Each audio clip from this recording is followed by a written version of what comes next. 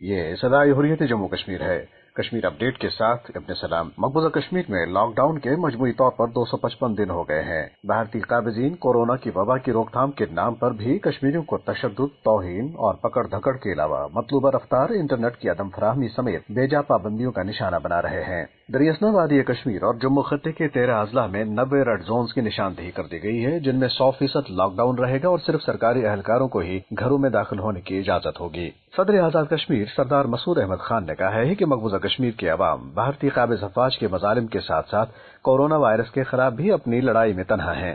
انہوں نے یہ خدشہ ظاہر کیا ہے کہ بھارت اپنے جرائم سے دنیا کی توجہ ہٹانے کے لیے ایک بار پھر کوئی فالس فلیگ آپریشن کر سکتا ہے۔ پاک فوج نے جنگ بندی کی خلاف ورزیوں اور مقبوضہ علاقے میں کورونا وائرس منتقل کرنے کے بھارتی الزامات مسترد کرتے ہوئے کہا ہے کہ یہ بے بنیاد الزامات مقبوضہ علاقے میں بھارت کی ناکامیوں اور جرائم سے عالمی توجہ ہٹانے کی کوشش ہے۔ شہریت کا نیا قانون صوبہ جموں میں بھی زبردست اضطراب کا باعث بن گیا ہے، جو بی جے پی کا مضبوط گڑھ ہے۔ بھارتی میڈیا کی ایک رپورٹ کے مطابق اہل جموں بھی اس خطرے کو بھانپتے ہوئے سوشل میڈیا پر اس کے خلاف سخت ناراضی کا اظہار کرتے ہوئے کہتے ہیں کہ مودی سرکار نے ان کے ساتھ بہت بڑا ہاتھ کیا ہے۔ بھارتی سپریم کورٹ نے بھارت کے معروف قلمکار اور انسانی حقوق کے کارکن گوتم نولکھا کی درخواست ضمانت مسترد کر دی ہے۔ حق گوئی اور کشمیریوں کی حمایت کرنے پر ان کے خلاف وزیراعظم مودی کو قتل کرنے کی سازش رچانے کے مضحکہ خیز الزام کے تحت مقدمہ درج ہے۔ اپڈیٹ ختم ہوا۔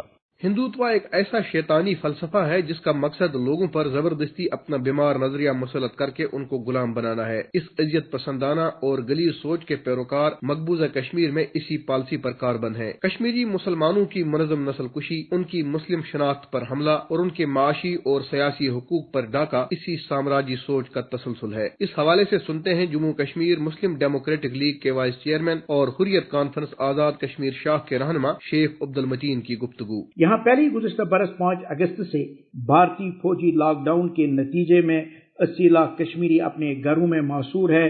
دوسری جانب بھارتی فوج نے کنٹرول لائن پر جنگ بندی کی خلاف ورزیوں کا سلسلہ بھی جاری رکھا ہے۔ اب بھارتی دہشت گردی اور بربریت اپنی انتہائیوں کو چھونے لگی ہے۔ کپوارہ میں کنٹرول لائن پر واقع دیہات پر بھارتی فوج نے گولہ باری کر کے کئی مکانات تباہ کرنے کے علاوہ ایک معصوم بچے سمیت 3 افراد شہید کیے ہیں۔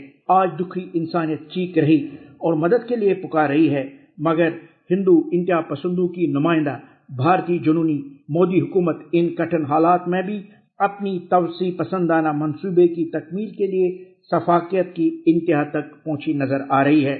مقبوضہ کشمیر میں RSS حکومت کی شاطرانہ پالیسیوں، پاگل پن اور مذموم عزائم سے اب پوری دنیا واقف ہو چکی ہے اور اب اقوام عالم کو اس فسطائی نظریے کے زیر قبضہ دم توڑتی انسانیت کو بچانے کے لیے آگے آنا چاہیے۔